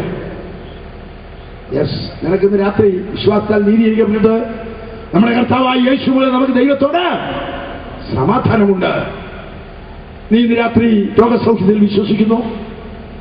ഇന്ന് രാത്രി നീ കർത്താവിന്റെ രക്തത്തിൽ വിശ്വസിക്കുന്നു എങ്കിൽ ഇന്ന് രാത്രി കർത്താവ് നിനക്ക് സൗഖ്യം തരുവാൻ മനസ്സുള്ളവനാണ്. ഇങ്ങനെയുള്ള യോഗങ്ങളിൽ അത്ഭുത രോഗശാന്തി പ്രാപിച്ച ആയിരങ്ങൾ നമുക്ക് ചുറ്റുപാടുമുണ്ട്. കാരണം കർത്താവിന്റെ രക്തത്തിൽ ഇന്ന് പൂർണ്ണമായി വിശ്വാസം ഉള്ള ഒരു വ്യക്തിക്ക് ആ വിടുതലുണ്ട്. യേശുവിന്റെ രക്തം ഇന്നുണ്ടോ? ഒരു ചോദ്യമാണ്. ഉണ്ട്. യേശുവിന്റെ ശരീരം ദ്രവത്വത്തിന് ദൈവം വിട്ടില്ലെങ്കിൽ യേശുവിന്റെ രക്തം ദ്രവത്വത്തിന് വിടാൻ പാടില്ല. കർത്താവിന്റെ രക്തം സ്വർഗസ്ഥലങ്ങളിൽ നിങ്ങൾക്കായിട്ടുണ്ട്. അത് തെറ്റായ ഉപദേശമല്ല. യേശുവിന്റെ രക്തം ഇന്ന് രാത്രി നിന്നെ പൂർണ്ണമായി സൗഖ്യത്തിലേക്ക് നയിക്കും. അവന്റെ അടിപ്പിടലുകളാൽ നമുക്ക് സൗഖ്യം വന്നിരിക്കുന്നു. ഏകയാഗത്താൽ എന്നേക്കുമുള്ള വീണ്ടെടുപ്പ്, സമാധാനത്തിനായുള്ള ശിക്ഷ. മനുഷ്യനിന്ന് ഏറ്റവും കൂടുതൽ ഭാരമുള്ളത് സമാധാനമാണ്. അതിന് കുടി കൂടുക, കള്ളുഷാപ്പ് കൂടുക, ചാരായത്തിന്, ബ്രാൻഡിക്ക്, വിസ്കിക്ക് എല്ലാം സ്പേസ് കൂടുക, സ്വസ്ഥതയില്ല. കാരണം നാം എല്ലാവരും വഴിതെറ്റിപ്പോയി, ആടുകളെ പോലെ തെറ്റിപ്പോയി. മനുഷ്യൻ ട്രാക്കിൽ നിന്ന് മാറി. അമാർഷ്യ എന്ന ഗ്രീക്ക് വാക്കിൽ അർത്ഥം ട്രാക്കിൽ നിന്ന് മാറുന്നവനെന്നാണ്. ദൈവത്തെ വിടുന്ന മനുഷ്യനാണ് ഇന്ന് ഈ നാശം. പിശാച് മനുഷ്യനെ വഞ്ചിച്ചതുകൊണ്ട് അവന് കൊടുത്ത 3 സമ്മാനം: 1 രോഗം, 2 മരണം, 3 ദാരിദ്ര്യം. ലോകത്തിൽ നിന്ന് മനുഷ്യൻ അനുഭവിക്കുന്ന ഈ രോഗങ്ങളുടെ എല്ലാം അടിസ്ഥാനം പൈശാചികമാണ്. ബൈബിൾ വളരെ വ്യക്തമായി പറയുന്നു നമുക്കൊരു എതിരാളിയുണ്ട്. ഇവിടെ നടക്കുന്ന ഈ കൺവെൻഷൻ ഒരു സഭയുടെയോ പാർട്ടിയുടെയോ അല്ല. ദൈവരാജ്യത്തിന് എതിരായി നിൽക്കുന്ന സാത്താന്യ ശക്തികൾക്കെതിരെ പോരാട്ടമാണ്. ഞങ്ങൾ പൂർണ്ണമായി വിശ്വസിക്കുന്നു നമുക്ക് പോരാട്ടമുള്ള എതിർ ശക്തിയുണ്ട്. പെരുമ്പാവൂർ പട്ടണത്തെ കീഴടക്കിയിരിക്കുന്ന അന്ധകാര ശക്തികളുണ്ട്. നമുക്കെതിരെ പോരാടുന്ന യേശുവിന്റെ രക്തത്തിനായി ഞാൻ ഇന്ന് രാത്രി ദൈവത്തെ സ്തുതിക്കുന്നു. എന്റെ സമാധാനത്തിനായ ശിക്ഷ അവന്റെ മേലായി. മാന്യ സഹോദര, സമാധാനമില്ലാതെ ആത്മഹത്യയാണ്. ഒരു ദിവസം പത്രമെടുത്താൽ വൈകുന്നവരെ ആത്മഹത്യയെക്കുറിച്ചാണ് കേൾക്കുന്നത്. സാക്ഷരത്വത്തിന് മുമ്പിൽ നിൽക്കുന്ന കേരളം ആത്മഹത്യക്ക് മുമ്പിൽ നിൽക്കുന്നു. അപകടങ്ങൾക്ക് രണ്ടാമത് നിൽക്കുന്നു. അങ്ങനെ ഒരു വലിയ ലിസ്റ്റായിട്ട് കേരളത്തിൽ. ഞാൻ ഈ പ്രസംഗം അവസാനിക്കുമ്പോൾ ഒരാളെങ്കിലും ആത്മഹത്യ ചെയ്തിരിക്കും. കാരണം സ്വസ്ഥതയില്ല, കടഭാരം, പാപഭാരം, ജീവിതത്തിൽ സ്വസ്ഥതയില്ല, പണമുള്ളവരും ഇല്ലാത്തവരും. കേരളത്തിലെ ഒരു മഹാകവി ആത്മഹത്യ ചെയ്യുമ്പോൾ ഇങ്ങനെ എഴുതി വെച്ചു: സ്നേഹിപ്പാൻ ആളില്ല, ആശിപ്പാൻ വകയില്ല, ചെയ്യാൻ ജോലിയില്ല. So I die.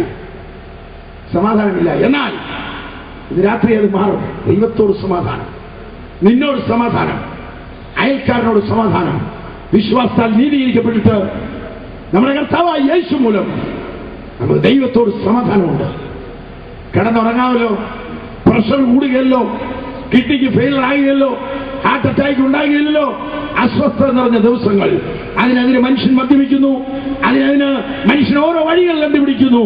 അതെല്ലാം നാശത്തിന്റെ വഴികളാണ്. ഇന്ന് രാത്രി യേശു നിന്നെ വിളിക്കുകയാണ്. അവന്റെ അടിപ്പിടലുകൾ നിനക്ക് ഇന്ന് രാത്രി സൗഖ്യം വരും. നിന്റെ സമാധാനത്തിനായുള്ള ശിക്ഷ അവന്റെ പേരായി. നീ അത് വിശ്വസിക്കുന്നെങ്കിൽ ഇന്ന് രാത്രി സമാധാനം പ്രാപിക്കും. എന്റെ നേവിയിലെ ജീവിതത്തിൽ എനിക്കറിയാം എന്താ സംഭവിച്ചത്. എന്നാൽ വാസ്തവമായി യേശു എന്റെ ഉള്ളിൽ വന്നതുകൊണ്ട് എന്റെ ജീവിതത്തെ രൂപാന്തരപ്പെടുത്തുവാൻ എനിക്ക് കഴിഞ്ഞു. കർത്താവിന് നന്ദിയോടെ സ്തോത്രം. യേശു വന്നത് നിനക്ക് സമാധാനം തരുവാൻ, അടിപ്പിണരുന്ന സൗഖ്യം തരുവാൻ. കർത്താവിന് നന്ദിയോടെ സ്തോത്രം. നിന്റെ അകൃത്യങ്ങളെ മാറ്റുവാൻ ഒരു എക്സ്ചേഞ്ചായി ഇന്ന് രാത്രി യേശു നിനക്ക് വേണ്ടി നിൽക്കുകയാണ്. യെശയ്യാ 53:1 മുതൽ ഇവിടെ വായിക്കാം. ഞങ്ങൾ കേൾപ്പിച്ചത് ആർ വിശ്വസിച്ചിരിക്കുന്നു, യഹോവയുടെ ഭുജമാർക്ക് വെളിപ്പെട്ടിരിക്കുന്നു. അവനിളയ തൈ പോലെയും വരണ്ട നിലത്തുനിന്ന് വേർ വിളിക്കുന്നത് പോലെയും അവന്റെ മുമ്പാകെ വളരും. അവന് രൂപഗുണമില്ല, കോമളത്വമില്ല, കണ്ടാൽ ആഗ്രഹിക്കത്തക്ക സൗന്ദര്യവുമില്ല. അവൻ മനുഷ്യരാൽ നിന്ദിക്കപ്പെട്ടും ത്യജിക്കപ്പെട്ടും വ്യസനപാത്രമായും രോഗം യേശു നിന്ദിക്കപ്പെട്ടു. എന്തിനാ യേശു നിന്ദിതനായത്? ഞാൻ പറയാം. ലോകത്തിലൊരു വ്യക്തിയും വേറെത്തിനെ നിന്ദിതനാക്കാൻ യേശു അനുവദിക്കുന്നില്ല. പിതാവിനാൽ നമ്മൾ അംഗീകരിക്കപ്പെടുവാനാണ് യേശു നമുക്ക് വേണ്ടി നിന്ദിതനായത്. ലോകത്തിലൊരു വ്യക്തിയെയും നീ മോശക്കാരനെന്ന് പറയുവാൻ ഇടവരരുത്. ലോകത്തിലെ ഇന്നത്തെ വലിയ പ്രശ്നം ഇൻഫീരിയോറിറ്റി കോംപ്ലക്സ്, അപകർഷതാബോധം എന്ന് പറയാം. വലിയവൻ താണവൻ ചെറിയവൻ, വിദ്യയുള്ളവൻ വിദ്യയില്ലാത്തവൻ, രോഗി രോഗമില്ലാത്തവൻ, പണമുള്ളവൻ പണമില്ലാത്തവൻ, പണ്ഡിതൻ പാമരൻ. ഒരു വലിയ ക്ലാസ് സൊസൈറ്റി നമ്മുടെ ഇടയിലുണ്ട്. അനേക ആളുകൾക്കും മറ്റുള്ളവരാൽ യാതൊരു അംഗീകാരവുമില്ല. യേശു ലോകത്തിൽ വരുമ്പോൾ 5 കൂട്ടം ആൾക്കാർക്ക് യാതൊരു സ്ഥാനവുമുള്ള കാലമല്ല. യേശു എന്തുകൊണ്ടാണ് ഈ ആരാധനയ്ക്ക് യോഗ്യനായത്? യേശു വരുന്ന കാലത്ത് യഹൂദന്മാരുടെ ഇടയിൽ സ്ത്രീകൾ തള്ളപ്പെട്ടവരാണ്. ആ തള്ളപ്പെട്ട സ്ത്രീകളെ യഹൂദന്മാരുടെ ആലയത്തിൽ അവർ കയറ്റുകയില്ല. യഹോവേ, നീ എന്നെ ഒരു സ്ത്രീയായി ഉണ്ടാക്കാത്തതിൽ ഞാൻ നിന്നെ സ്തുതിക്കുന്നു. ഇതാണ് യഹൂദന്റെ പ്രാർത്ഥന. സ്ത്രീ തള്ളപ്പെട്ടവളായിരുന്നു. യേശു പറഞ്ഞു, സ്ത്രീകൾ എന്റെ കൂടെ നടന്ന് യാത്ര ചെയ്തോളാൻ പറഞ്ഞു, ശുശ്രൂഷിച്ചോളാൻ പറഞ്ഞു. അവർക്ക് വിടുതൽ കൊടുത്ത യേശുവാണ്. യഹൂദ പാരമ്പര്യത്തിന്റെ കീഴിൽ അടിഞ്ഞു കിടന്ന ജനത്തിന് വിടുതൽ കൊടുത്ത യേശുവാണ്. രണ്ടാമത്തത് കുഷ്ഠരോഗികളാണ്. പേപ്പറ്റിയെ പോലെ അവരെ ഓടിക്കും. യേശു പറഞ്ഞു, കുഷ്ഠരോഗി എന്റെ അടുത്ത് വാ, കൈവച്ച് പ്രാർത്ഥിച്ചു.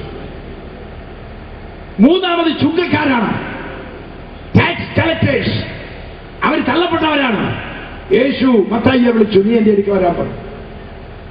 4 പാപികൾ.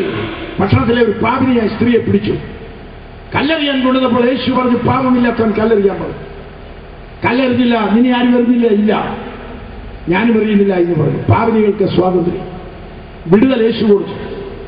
കുഞ്ഞുങ്ങൾ തള്ളപ്പെട്ടവരായി, അവരെ യേശു സ്വീകരിച്ചു. സൊസൈറ്റിയിൽ ഏറ്റവും തള്ളപ്പെട്ട ആളുകളെ യേശു അംഗീകരിച്ചു എന്നുള്ളതാണ് ഇന്നും ലോകത്തിൽ ക്രിസ്തുമാർഗത്തിനുള്ള സാധ്യത.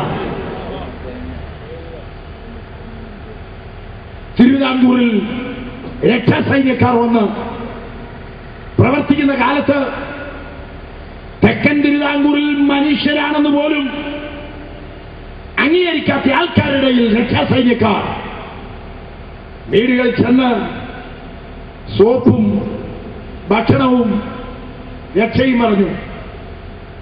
അവരെ മനുഷ്യരാണെന്ന് കണക്കാക്കിയിരുന്നില്ല. അതുകൊണ്ട് തിരുവിതാംകൂർ രാജാവ് കൊട്ടാരത്തിന്റെ മുമ്പിൽ അവർക്ക് 10 ഏക്കർ സ്ഥലം ഫ്രീ ആയിട്ട് കൊടുത്തു. തിരുവിതാംകൂറിൽ കവടിയാർ കാലസിന്റെ മുമ്പിൽ തിരുവനന്തപുരത്ത് രക്ഷാസൈന്യത്തിന്റെ ഹെഡ്ക്വാർട്ടേഴ്സ് അവിടെയുണ്ട്. നിങ്ങൾ ചെയ്തത് സുവർണ്ണ ലിപികളിൽ എഴുതണം. വടക്കേ ഇന്ത്യയിലെ ഗ്രാമം എന്നൊക്കെ പറഞ്ഞാൽ നിങ്ങളിൽ എല്ലാവരും ഒന്നും കണ്ടിട്ടില്ല. ഭരണഘടനയ്ക്കകത്ത് എല്ലാവരും സമത്വമാണ്. ഭരണഘടനയിൽ ജാതിയില്ല, വ്യവസ്ഥയില്ല. വടക്കേ ഇന്ത്യയിലെ ഓരോ ഗ്രാമങ്ങളിലും മൃഗങ്ങളെപ്പോലെ അടിമകളാണ് ഇന്ന് മനുഷ്യർ. അവിടെ ആ നേതൃത്വങ്ങൾ ഉയർന്ന ജാതിയും താഴ്ന്ന ജാതിയും തമ്മിൽ എന്തൊരു വഴക്കാണ്. താഴ്ന്ന ജാതിക്കാരനെന്ന് പറഞ്ഞവൻ എന്തെങ്കിലും ചെയ്ത് അവന്റെ തലവെട്ടും. ഗ്രാമങ്ങളിൽ സ്വാതന്ത്ര്യമുള്ള അടിമകൾ. ഭരണഘടനയിലെല്ലാം സ്വാതന്ത്ര്യം. ആ ഗ്രാമങ്ങളിലാണ് ഈ ആൾക്കാർ ചെല്ലുമ്പോൾ സാബ് ആ ജാവോ, हम लोग के वास्ते कुछ करो, हम लोग को बचाओ, സ്കൂൾ ബനാവോ, ഇതെല്ലാം അവർ പറയുന്നത് ഞങ്ങൾക്ക് വേണ്ടി എന്തെങ്കിലും ചെയ്യും. കുറെ ഗോപാലന്മാർ മാത്രമാണ്. കേരളം ഇന്ന് അമേരിക്കയുടെ സ്റ്റാൻഡേർഡാണ്. എന്താ കാരണം? 150 വർഷം മുമ്പ് മിഷണറിമാർ ഇവിടെ വന്ന് സ്ഥാപിച്ച സ്കൂളുകളിൽ പഠിച്ചതായ ആൾക്കാരും ഇനി കൊച്ചു കേരളം ഇത്ര ഉയർന്നതിന്റെ കാരണം ക്രിസ്തീയ പ്രവർത്തനങ്ങളുടെ ഫലമാണ്. സാക്ഷരത്വത്തിൽ നമ്മൾ മുന്നിൽ നിന്ന കാരണം അതാണ്. അവശന്മാർ, ആർത്തന്മാർ, ആലംബഹീനന്മാർ, അടിമകളായി ജനത്തിന് ഉയർത്തെഴുന്നേൽപ്പ് കൊടുത്ത യേശുവാണ്. Praise the Lord. CMS മിഷണറിമാരുടെ ചരിത്രത്തിൽ മല്ലപ്പള്ളിയിൽ കൂടി ഒരു സായിപ്പ്, ഒരു മിഷണറി കുതിരപ്പുറത്ത് പോകുമ്പോൾ സാധുവർഗത്തിലുള്ള ഒരു മനുഷ്യനെ കലപ്പയിൽ വെച്ച് പൂട്ടുന്നു. ഒരു വശത്ത് കാള, ഒരു വശത്ത് മനുഷ്യൻ. മിഷണറി ഇറങ്ങി എന്ന് പറഞ്ഞു അഴിച്ചുവിടാൻ പറഞ്ഞു, അല്ലെ നിന്നെ അടിക്കുമെന്ന് പറഞ്ഞു. നിയമം കൊണ്ട് അന്നത്തെ ആ കർണൽ മൺട്രോ ആ നിയമം കൊണ്ട് പാസാക്കി മനുഷ്യനെ വെച്ച് പൂട്ടാൻ പാടില്ല. 100 കൊല്ലം മുമ്പ് കേരളം ഇതായിരുന്നു. അടിമ വ്യാപാരം ഇവിടെ ഉണ്ടായിരുന്നു. ഓരോ കുടുംബങ്ങൾക്കും 10 കൂടി സാധുക്കളായ ആൾക്കാര്. എന്നാൽ ഇതിനെല്ലാം വിടുതൽ വരുത്തി, അറുതി വരുത്തി തള്ളപ്പെട്ടവർക്ക് വേണ്ടിയാണ് യേശു വന്നത്. Praise the Lord. ഹല്ലേലൂയ. കുഷ്ഠരോഗികളെ തള്ളിവിട്ടു. നിങ്ങൾക്കറിയാമോ, ഇന്ന് ലോകത്തിൽ ആശുപത്രികളും അനാഥാലയങ്ങളും ബാലമന്ദിരങ്ങളും ദീനദയാല പ്രവർത്തനങ്ങളും ലോകത്തിലുണ്ടാകാൻ കാരണം നസ്രേനായ യേശുവിന്റെ സ്നേഹമാണ്. സാധുക്കളോട് കരുണ കാണിച്ച, അനുകമ്പ കാണിച്ച യേശുവിന്റെ സ്വഭാവം ഫ്ലോറൻസ് നൈറ്റിംഗേലിനെ പോലെയുള്ള ആൾക്കാർ ഏറ്റെടുത്തുകൊണ്ട് ആഫ്രിക്കയിലും മറ്റും അത് സ്ഥാപിച്ചതുകൊണ്ടാണ് ഇന്ന് എവിടെയും സാമൂഹ്യ പ്രവർത്തനത്തിൽ നാം മുന്നിൽ നിൽക്കുന്നത്. അത് നസ്രേനായ യേശു കൊളുത്തിവിട്ട ദീപമാണ്. മനസ്സിലാക്കണം.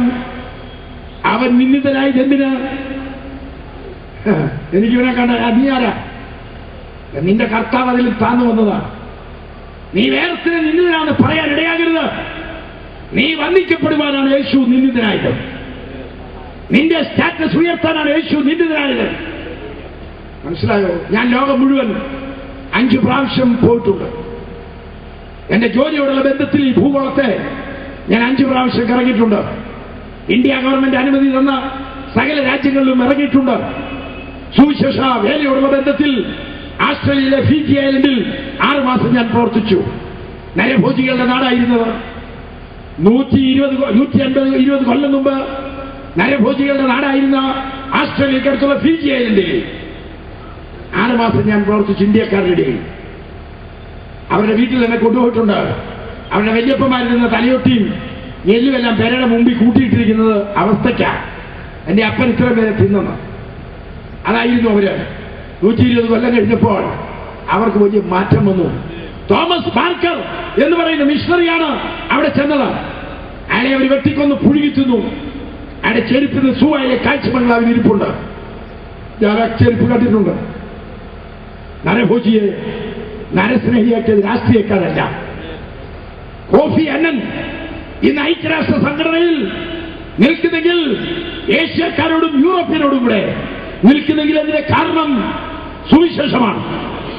ആഫ്രിക്കയിലെ വൻകാടുകളിൽ ഡേവിഡ് ഗ്രീക്സിനെ പോലെ പ്രവർത്തിച്ചത് മിഷണറിമാരാണ്, രാഷ്ട്രീയക്കാരല്ല. രാഷ്ട്രീയക്കാർ പുസ്തകം കൊടുത്തെന്നുള്ളത് ശരിയാണ്. കേരളത്തിൽ മിഷണറിമാര് വിദ്യാഭ്യാസം കൊടുത്തു, രാഷ്ട്രീയക്കാര് അത് മുതലെടുത്തു. അത് മാത്രമേ ഉള്ളൂ. രാഷ്ട്രീയക്കാരാരുമല്ല ഇതിനൊന്നും ഉണ്ടാക്കിയത്. ജർമ്മൻ ഗൂണ്ടാറ്റുമറ്റും കേരളത്തിൽ വന്ന് അവര് ഇതിന് ലിപിയുണ്ടാക്കി ബൈബിൾ ഭാഷാന്തരം ചെയ്തവരാണ്. എന്തുകൊണ്ട്? ക്രിസ്തുവിന്റെ സ്നേഹം. മൊറോക്കോ ദ്വീപിൽ ഫാദർ ഡാമിയൻ കുഷ്ഠരോഗികളുടെ നടുവിൽ അത് ശുശ്രൂഷിച്ച ചരിത്ര പ്രസിദ്ധമാണ്. മദർ തെരേസ അത് കൽക്കട്ടയിൽ പ്രവർത്തിച്ചത് ലോകപ്രസിദ്ധമാണ്. ക്രിസ്തുവിന്റെ സ്നേഹം. സാധുക്കളായി, ആലംബഹീനരായി, അവശരായിരിക്കുന്ന ജനത്തെ എടുക്കുവാൻ കർത്താവായ യേശു വന്നു. അവൻ നിന്ദിതനായി. അവൻ കണ്ടാൽ ആളല്ല എന്ന് തോന്നുമാറ് നിന്റെ യേശു വന്നത് ഇത്രയും താഴ്ന്നു വന്നത് അതിൽ കൂടി ഒരു താഴ്ച ഉണ്ടാകാനില്ല. നിനക്കൊന്നും പ്രശംസിക്കാനില്ല. Praise the Lord. ഒരിക്കലും ഒരു പാസ്റ്ററോട് ഒരാൾ ചോദിച്ചു, പാസ്റ്റർ നിങ്ങളുടെ സഭയിൽ ചേരാനുള്ള ക്വാളിഫിക്കേഷൻ എന്നാണ്? ആപ്ലിക്കേഷൻ പാടും തരാൻ പറഞ്ഞു. പാസ്റ്റർ പറഞ്ഞു, ഈ സഭയിൽ ചേരാനുള്ള ക്വാളിഫിക്കേഷൻ നിന്റെ ഡിസ്ക്വാളിഫിക്കേഷൻ ആണെന്ന് പറഞ്ഞു. എന്ന് പറഞ്ഞാൽ നിന്റെ അയോഗ്യതയാണ് ഈ സഭയെ ചേരാനുള്ള യോഗ്യത എന്ന് പറയും. ഇത് ഞാൻ പാപികളെ നീതിമാന്മാരെ വിളിപ്പാനല്ല, പാപികളെ വിളിപ്പാനത്രേ വന്നത്. എന്റെ യേശു നിന്ദിതനായത് നീ വന്ദിതനാകാനായിട്ടാണ്. ഞാൻ പലപ്പോഴും ഓർക്കും, ഇന്ന് നാഷണൽ പ്രസിഡന്റ്, നാഷണൽ സെക്രട്ടറി ഒക്കെ ആയി തീർന്നിട്ടുണ്ട്. അതിന്റെ എല്ലാം കാരണം യേശുവാണ്. യേശുവിന്റെ കൂടെ നിന്നതുകൊണ്ടാണ് എന്നെ അറിയുന്നത്, അല്ലെ എന്നെ ആരും അറിയില്ല. ക്രിസ്തു നമ്മളെ അപ്ലിഫ്റ്റ് ചെയ്യുന്നതാണ്. സാമുദായികമായി, സാമൂഹികമായി, ആത്മീയമായി നിന്ദിക്കപ്പെട്ടവരെയും ത്യജിക്കപ്പെട്ടവരെയും തള്ളപ്പെട്ടവരെയും അതെ സ്നേഹിച്ച യേശു. അധ്വാനിക്കുന്നവരും ഭാരം ചുമക്കുന്നവരുമേ നിങ്ങൾ എന്റെ അടുക്കൽ വരുവേ, ഞാൻ നിങ്ങളെ ആശ്വസിപ്പിക്കാം. ആ സമത്വ സുന്ദരമായ വാക്കുകൾ രാഷ്ട്രീയ നേതാക്കന്മാർ ഉപയോഗിച്ചിട്ടുണ്ട്. പക്ഷെ അതെല്ലാം പൊളിഞ്ഞുപോയി. കാരണം ആ വാക്കിന് സത്യമില്ല, ശക്തിയില്ല. അവർ പറഞ്ഞ സമത്വ സുന്ദരമായ രാജ്യം പൊളിഞ്ഞുപോയി. എന്നാൽ കർത്താവിനെ കുറിച്ച് സാക്ഷിക്കുവാൻ ഇന്നും ആൾക്കാരോട് ദൈവത്തിന് സ്തോത്രം. യെസ്, അവൻ നിന്ദിതനായി തീർന്നു, കർത്താവിന് സ്തോത്രം ചെയ്യുന്നു. അവൻ നിന്ദിതനായത് നീ വന്ദിതനാകാനായിട്ടാണ്. അവന്റെ മരണത്താൽ നിനക്കിത് പാപക്ഷമ ലഭിക്കുകയാണ്. അവന്റെ വീണ്ടെടുപ്പ് മൂലം പാപക്ഷമ ലഭിക്കുകയാണ്. വീണ്ടെടുപ്പെന്ന വാക്കിന്റെ അർത്ഥം ചന്തയിൽ വിൽക്കപ്പെട്ട സാധനം തിരിച്ചു വാങ്ങി, ചന്തയിൽ നിന്നും ഇടിച്ചു വാങ്ങി നിന്നെ സ്വതന്ത്രനായി വിടുന്ന ആ വലിയ പ്രക്രിയയാണ് വീണ്ടെടുപ്പെന്ന വാക്കുകൊണ്ട് ഉദ്ദേശിക്കുന്നത്. യേശു നിനക്ക് വേണ്ടി പാപയാഗമായി. നിന്റെ മരണത്തിൽ, അവന്റെ മരണത്തിൽ നിനക്ക് വിടുതലേറ്റു. അവൻ മുറിവെച്ചു നാം സൗഖ്യമാകുവാൻ. അവൻ മരിച്ചു നിന്നെ നീതീകരിക്കുവാൻ. കർത്താവിന് സ്തോത്രം. ഇന്ന് രാത്രി ഞാൻ പറയട്ടെ, അവന്റെ മരണത്താൽ നിനക്ക് നീതീകരണമുണ്ട്. നീതീകരണം എന്ന വാക്കിന്റെ അർത്ഥം പകരക്കാരനായി എന്നുള്ളതാണ്. നീതീകരണം എന്ന വാക്കിന്റെ അർത്ഥം കോടതി ഭാഷയാണ്. സകല മനുഷ്യരും പാപം ചെയ്ത് ദൈവ തേജസ്സില്ലാത്തവരായി തീർന്നു. ഒരു വ്യത്യാസവുമില്ല, എല്ലാവരും പാപം ചെയ്തു. ദൈവീ കോടതിയിൽ നിനക്കെതിരെയുള്ള ചാർജ് ഷീറ്റാണ്. നീതീകരണം എന്ന വാക്കിന്റെ അർത്ഥം പൗലോസ് കൊടുക്കുന്ന അങ്ങനെയാണ്. കോടതിയിൽ വിസ്തരിക്കുന്ന മനുഷ്യനെയാണ് അവിടെ കാണിക്കുന്നത്. നിന്റെ കുറ്റപത്രം ഇതാണ്, എല്ലാവരും പാപം ചെയ്തു, അവൻ ശിക്ഷ അനുഭവിക്കേണ്ടതാണ്. എന്നാൽ ന്യായാധിപൻ തന്റെ വസ്ത്രം ഉരിഞ്ഞു വെച്ചിട്ട് പ്രതിയുടെ സ്ഥാനത്തേക്ക് വരുന്നതാണ് നീതീകരണം. ഇവൻ തെറ്റ് ചെയ്തെന്നുള്ളത് സത്യം, ഇവൻ കുറ്റം ചെയ്തു എന്നുള്ളത് സത്യം. എന്നാൽ ഇന്ന് രാത്രി ഞാൻ പറയട്ടെ, അവന് വേണ്ടി, നിനക്ക് വേണ്ടി അവൻ പകരക്കാരനായി. നിന്റെ സമാധാനത്തിനായുള്ള ശിക്ഷ അവന്റെ മേലായി. സാക്ഷാൽ നമ്മുടെ രോഗങ്ങളെ അനുഭവിച്ചു. യു ആർ ഫ്രീ, നിനക്ക് പോകാം. നീയാണ് കുറ്റം ഏൽക്കേണ്ടത്, നീയാണ് ശിക്ഷ ഏൽക്കേണ്ടത്. നിനക്ക് പകരം ഞാൻ പകരക്കാരനാകും. അതാണ് നീതീകരണം എന്ന വാക്കുകൊണ്ട് ഉദ്ദേശിക്കുന്നത്. കർത്താവായ യേശുവിന്റെ മരണത്താൽ സമാധാനവും, കർത്താവായ യേശുവിന്റെ മരണത്താൽ നിനക്ക് ജീവനും അതെ നിത്യതയും സമാധാനവും നൽകുന്ന ക്രൂശ് മരണത്തിനായി സ്തോത്രം ചെയ്യുന്നു. അത് തന്നെയുമല്ല, യേശു മരിച്ചു, യേശു ദരിദ്രനായി, അവൻ നിന്നെ സമ്പന്നനാക്കാനായിട്ടാണ്. നിനക്ക് എക്സ്ചേഞ്ച് ചെയ്യാണ്. നിന്റെ ജീവിതത്തിൽ തകർന്ന അവസ്ഥയിൽ നിന്നെ അപ്ലിഫ്റ്റ് ചെയ്യാണ്. നിന്നെ സൊസൈറ്റിയിൽ അംഗീകരിക്കുകയാണ്. എനിക്കറിയാം, മദ്യപിച്ച് പാർട്ടി പ്രവർത്തനത്തിൽ ഏർപ്പെട്ടിരുന്ന ഒരാള് മാനസാന്തരപ്പെട്ട് കഴിഞ്ഞപ്പോൾ എന്നോട് പറഞ്ഞു, ബൈബിൾ ക്ലാസ്സിൽ പഠിക്കണോ? വിദ്യാഭ്യാസം കൊണ്ട് അവനെ പഠിപ്പിക്കാൻ സാധ്യമല്ല, എങ്കിലും അത്രയും ആയല്ലോ എന്ന് കണ്ട് ഞാൻ ബൈബിൾ സ്കൂൾ ചേർത്തു. എനിക്കറിയാം, എന്ന യോഗ്യനായ ഒരു കർത്തൃദാസനായി അവൻ ചേർന്നു. അതിന്റെ കാരണം യേശു അവന്റെ ഉള്ളത്തിൽ വന്നതിനോടെ വലിയ മാറ്റങ്ങൾ ഉണ്ടായി എന്നുള്ളതാണ്. ഇന്ന് രാത്രി മാന്യ സഹോദരന്മാരെ, നിങ്ങളെ സമ്പന്നരാക്കുവാൻ, ദരിദ്രരായി നിങ്ങളെ സമ്പന്നരാക്കുവാൻ യേശു വന്നു. അക്ഷരാർത്ഥത്തിൽ ഞാൻ പറയാം, യേശു നിന്റെ ഉള്ളിൽ വന്നാൽ നിന്റെ നിറം മാറും, ഗുണം മാറും, രുചി മാറും. നിന്റെ അവസ്ഥയ്ക്ക് നിശ്ചയമായി മാറ്റം വരും. വേറെ യാതൊരു മാർഗവുമില്ല എന്നുള്ളത് ഇന്ന് രാത്രി വിളിച്ചറിയിക്കട്ടെ. ഈ ലോകത്തിന് വേറെ മരുന്നില്ല, പാപത്തിന് വേറെ മരുന്നില്ല. പാപമാണ് മനുഷ്യന് നാശം വരുത്തുന്നത്. അതിൽ നിന്നുള്ള വിടുതൽ ക്രിസ്തുവിൽ മാത്രമേ ഉള്ളൂ എന്ന് ഇന്ന് രാത്രി ഒരു പ്രാവശ്യം കൂടെ പറയട്ടെ. ന്യായപ്രമാണത്തിന്റെ ശാപത്തിൽ നമ്മളെ വിടിയിപ്പാൻ ക്രിസ്തു നമുക്ക് വേണ്ടി ശാപമായി. ഇന്ന് രാത്രി ഒരു എക്സ്ചേഞ്ചാണ്. അവൻ ശാപമായതിന്റെ കാരണം നിന്റെ ശാപം മുറിക്കാനാണ്. അന്നാഖണ്ഡത്തിൽ ചില നാളുകൾക്ക് മുമ്പ് ഒരു സാക്ഷി പറഞ്ഞു, അവരുടെ വീടുകളിൽ കുടുംബത്തിൽ, കണ്ടെത്തി കുടുംബത്തിലുണ്ടായ അപകട മരണങ്ങളാണ്. അവരെ രക്ഷയിലേക്ക് നയിച്ചു.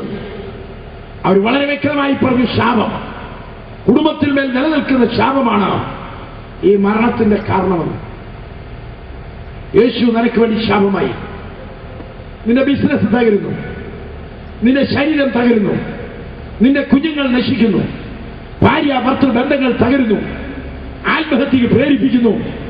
തകരുന്ന അവസ്ഥയിലേക്ക് വരുന്ന മനുഷ്യ, ഇന്ന് രാത്രി നിന്റെ കുടുംബത്തിന്മേലുള്ള ശാപം അയച്ചു കളയാൻ യേശു മതിയായവനാണ്. നീ പല നേർച്ച കാഴ്ചകൾ കഴിച്ചിട്ടുണ്ട്, ഒന്നും നടന്നിട്ടില്ല. എന്റെ വീട്ടിൽ വിശ്വാസത്തിൽ ഞാനാണ് ആദ്യം വന്നത്. എന്റെ പിതാവ്, മാതാവ്, 5 സഹോദരന്മാര്, ഇവരെല്ലാം പിന്നീട് വിശ്വാസത്തിൽ വന്നത്. ഞാൻ നിങ്ങളോട് പറയാം എന്റെ അനുഭവം. രോഗം മാറാത്തൊരു വീടായിരുന്നു, കടം മാറാത്തൊരു വീടായിരുന്നു, തകർച്ചകളുടെ പുറകെ തകർച്ച, തകർച്ചകളുടെ പുറകെ തകർച്ച, സമാധാനവും സ്വസ്ഥതയും നഷ്ടപ്പെട്ട ഒരു വീട്ടിൽ ഞാൻ ജോലിക്ക് പോയി രക്ഷിക്കപ്പെടാനിടയായി. എന്റെ അമ്മ എപ്പോഴും പറയുമായിരുന്നു, വിശ്വാസത്തിൽ വന്ന ശേഷമാണ് കഷായക്കളും താഴെ ഇറങ്ങിയത്. രോഗം എന്നേക്കുമായി മാറിപ്പോയി, ദാരിദ്ര്യം എന്നേക്കുമായി മാറിപ്പോയി, എന്നേക്കുമായി വിടുതൽ കർത്താവ് തന്നു. ഞങ്ങൾ സന്തോഷമായിരിക്കുന്നു. നിന്റെ കുടുംബത്തിന്മേൽ ഇന്നുള്ള തീരാ ശാപങ്ങൾ, നിന്റെ കുടുംബത്തിന്മേൽ ആചരിച്ചുകൊണ്ടിരിക്കുന്ന തകർച്ചകൾ, അതിൽ യേശു ഇന്ന് രാത്രി നിനക്ക് വിടുതൽ തരും. ഏകയാഗത്താൽ സദാ കാലത്തേക്ക് വിടുതൽ തന്നിരിക്കുകയാണ്. ഈ രാത്രി വിശ്വസിക്കുന്നെങ്കിൽ ഈ കർത്താവ് നിന്നെ വിടുവിക്കും. Praise the Lord. അതിലേക്ക് തിരിയേണ്ട ആവശ്യമില്ല. ഇത് ഈ കൺവെൻഷൻ ഗ്രൗണ്ട്, ഈ വചനമറിയിക്കുവാൻ ദൈവം നിങ്ങൾക്കൊരവസരം തന്നിരിക്കുകയാണ്. എത്രയോ പേരാണ് നിരാശയിൽ കഴിയുന്നത്. ഞാനൊരു ദിവസം കുറുപ്പുമടി കൂടെ കടന്നു പോകുമ്പോൾ അവിടെയുള്ള വിദേശ മദ്യം വിൽക്കുന്നിടത്ത് ഈ ആളുകൾ ഇങ്ങനെ ലൈനിൽ നിൽക്കുന്നു. ഞാനോർത്ത് വേറെ ഏതാണ്ടാണ്, പക്ഷെ കുടിക്കാൻ നിൽക്കുക. കോതമംഗലത്ത് അത് തന്നെ, പെരുമ്പാവൂര് അത് തന്നെ. മദ്യം ഇന്ന് കേരളത്തിൽ ഒഴുകുകയാണ്. സ്ത്രീകൾക്ക് ഇനി കുടിക്കാൻ അതേ സൗകര്യപ്പെട്ട മദ്യം കൂടെ ഇറക്കുമതി ചെയ്യുന്നത് കേൾക്കുന്നുണ്ട്. അതുകൂടി ആകുമ്പോൾ നന്നായി വരും. ഇവിടെ മദ്യപാനം കൊണ്ടാണ് 85% അതേ വാഹനാപകടം ഉണ്ടാകുന്നെന്ന് SAT ഹോസ്പിറ്റൽ, അതെ തിരുവനന്തപുരം SAT ഹോസ്പിറ്റലിലെ ഒരു ഡോക്ടർ കഴിഞ്ഞ ദിവസം ടെലിവിഷനിൽ പറയുണ്ടായി. 85% പോസ്റ്റ്മോർട്ടം ചെയ്തപ്പോൾ കുടി ആയിരുന്നു. കഴിഞ്ഞ ദിവസം ഞാൻ കൊല്ലത്തിന് പോവുകയാണ്. അതേ നീണ്ടകര കഴിഞ്ഞപ്പോൾ ഞങ്ങൾക്ക് പോകാൻ പറ്റിയില്ല. കാരണം ജനങ്ങൾ ബ്ലോക്ക് ചെയ്തു വണ്ടി. ഒരു വണ്ടി ഇടിച്ച് 4 പേര് അങ്ങനെ ചത്തു. ഒരു കാറ് വന്ന്, കുടിച്ച കാറ്, കള്ളു കുടിച്ച ഒരു മനുഷ്യൻ വന്ന് വണ്ടിക്ക് തിടിച്ചു. ആ വണ്ടി ഒന്ന് വേർത്തിന്റെ തലയിൽ കയറി. 4 പേര് മുഴുവൻ മദ്യമായിരുന്ന വണ്ടിയിൽ. നിങ്ങൾക്കറിയാമോ ഇതിൽ നിന്ന് വിടുതൽ എങ്ങനെ കിട്ടും? രക്ഷിക്കപ്പെട്ട ദൈവമക്കൾക്കായി ഞാൻ ദൈവത്തെ സ്തുതിക്കുന്നു. നിങ്ങളുടെ മക്കൾ ഇന്ന് നശിക്കുന്നതിന്റെ കാരണം ഞാൻ പറയാം. ഈ പിശാചിൽ നിന്ന് നിനക്കിന്ന് വിടുതലില്ല. പട്ടിമറ്റത്ത് ഒരു സ്ത്രീ ഭർത്താവിന്റെ മൂക്കിൽ, അതേ മൂക്കേല് കൂടമെടുത്തടിച്ച് കൊന്നുകളഞ്ഞു. 7 കൊല്ലം വിയൂർ സെൻട്രൽ ജയിലിൽ കിടന്നു. ഭർത്താവിന്റെ പീഡനം, മദ്യപിച്ച് മതോന്നതരായി, ഭാര്യമാർക്ക് നാശം. മദ്യം എന്നുള്ളത് നരകത്തിലേക്കുള്ള വണ്ടിയുടെ പെട്രോളാണ്. നിങ്ങൾ അറിഞ്ഞിരിക്കണം. മദ്യപിശാചിൽ നിന്ന് നിനക്കിന്ന് രാത്രി വിടുതൽ കിട്ടാൻ ഈ ഒരു അവസരം നീ ഉപയോഗിക്കണം. Praise the Lord. വേറെ ഒരു സ്ഥലത്തും സാധ്യമല്ല. കർത്താവിന് സ്തോത്രം ചെയ്യുന്നു. നിന്റെ ശാപമാണ് കുടുംബത്തിന്മേലുള്ള ശാപം. ആ ശാപം ഇന്ന് രാത്രി മാറ്റണം. അറിയാതിരിക്കുമ്പോൾ അപകടം, ആള് തട്ടിപ്പോയി. കാരണം അറിയാൻ മേല. അറിയാതിരിക്കുമ്പോൾ ആത്മഹത്യ, അറിയാതിരിക്കുമ്പോൾ ബിസിനസ് പൊട്ടുക, അറിയാതിരിക്കുമ്പോൾ ശരീരത്തിന് രോഗം, അറിയാതിരിക്കുമ്പോൾ ശത്രുക്കൾ, അറിയാതിരിക്കുമ്പോൾ പല നാശങ്ങൾ. ഒന്നും ചെയ്താലും ഗുണം വരുന്നില്ല. ഇന്ന് രാത്രി രക്ഷിക്കപ്പെട. നിന്റെ പാപങ്ങളുടെ സകല പരിഹാരവും യേശു വരുത്തിയിരിക്കുകയാണ്. കമാൻഡർ ജീസസ്, കമാൻഡർ ജീസസ്, യേശുവിന്റെ പ്രൊട്ടക്ഷനിൽ ഇന്ന് രാത്രി നീ വാ. വിടുതലുണ്ടാവും. 51 കൊല്ലം കർത്താവിനെ സേവിപ്പാൻ ഞങ്ങൾ ഭാഗ്യം ലഭിച്ചു. ഒരു രാത്രിയില്ലാതെ സംസാരിക്കും. നിന്റെ ശാപങ്ങളെ മാറ്റാൻ യേശു വന്നു. ഇതിൽ നിന്നുള്ള വിടുതൽ നീ പ്രാപിച്ചിട്ടുണ്ടോ? മാനസികമായ അസ്വസ്ഥത, കടഭാരങ്ങൾ, ആവശ്യമില്ലാത്ത വിഷയങ്ങൾ ചെന്ന് ചാടി പിശാചി നിന്നെ കുടുക്കിയിരിക്കുകയാണ്. നിന്റെ മക്കൾക്ക് പ്രത്യാശയ്ക്ക് വഴിയില്ല. അപ്പനും അമ്മയും തമ്മിൽ പിണങ്ങി, കുടുംബജീവിതം തകർന്നു, മദ്യത്തിന് അടിമകളായി, മദിരാക്ഷിക്ക് അടിമകളായി, ഇന്ന് പാപത്തിന്റെ കെടിയിൽ വീടിരിക്കുന്ന മനുഷ്യ, നിനക്കിത് രക്ഷാമാർഗം ഒന്നേ ഉള്ളൂ, ഒറ്റ മാർഗമേ ഉള്ളൂ. അത് കർത്താവായ യേശുവിന്റെ ക്രൂശിലേക്ക്, നിന്റെ പാപങ്ങളെ ചുമന്നുകൊണ്ടുപോയി യേശുവിലേക്ക്, ആ കുഞ്ഞാടിന്റെ അരികിലേക്ക് നീ കടന്നവൻ. ഞങ്ങൾ കർത്താവിന്റെ ദാസന്മാർ, ഞങ്ങൾ മനുഷ്യരാണ്. എങ്കിലും യേശു ഞങ്ങളോട് പറഞ്ഞു, നീ പറ, നീ ഇത് പറ, എന്നെ കുറിച്ച് നീ പറ, ഞാൻ ഇന്ന് രാത്രി നിനക്ക് വിടുതൽ കൊടുക്കും എന്ന് കർത്താവ് ഞങ്ങളോട് പറയുന്നത്. ദൈവത്തിന് സ്തോത്രം. അസ്വസ്ഥമായി ഇന്ന് രാത്രി ഈ മൈതാനത്തിന്റെ കോണിൽ ഏതെങ്കിലും ഒരു വ്യക്തി വന്നിട്ടുണ്ടെങ്കിൽ അവൻ ഇന്ന് രാത്രി വിടുതലാണ്. സുവിശേഷം നിന്നെ വിടുവിക്കുന്ന പാപത്തിൽ നിന്ന്, അതേ അടിമത്വത്തിൽ നിന്ന്, ആ നിരാശയിൽ നിന്ന്, നിന്ദനായി ആർക്കും വേണ്ടാതിരുന്ന സ്ഥലത്ത് നിന്നെ യേശുവാണ് സ്വീകരിച്ചത്. തള്ളപ്പെട്ടവരായിരുന്നു, ആർക്കും വേണ്ടായിരുന്നു. അവരുടെ മധ്യ യേശു നിന്നെ സ്വീകരിക്കും. കർത്താവിന് നന്ദിയോടെ സ്തോത്രം. ഇന്ന് രാത്രി യേശു നിന്നെ വിളിക്കുന്നു. കർത്താവിന്റെ കൃപയിൽ നമുക്ക് ആശ്രയിക്കാം. പാപഭാരം ചുമന്നുകൊണ്ടുപോയി യേശു നിനക്കിന്ന് രാത്രി രോഗസൗഖ്യം, നിനക്ക് സമാധാനം, ശാപത്തിൽ നിന്നുള്ള വിടുതൽ, ദാരിദ്ര്യത്തിൽ നിന്നുള്ള വിടുതൽ, നിന്റെ സമാധാനം, രക്ഷ, ജീവൻ ഇന്ന് രാത്രി തരുവാൻ യേശു മതിയായവനാണ്. യേശുവിന്റെ രക്തത്താൽ വീണ്ടെടുത്ത ആ ഗാനം നമുക്ക് പാടാം. എല്ലാവർക്കും എഴുന്നേറ്റ് നിൽക്കാം.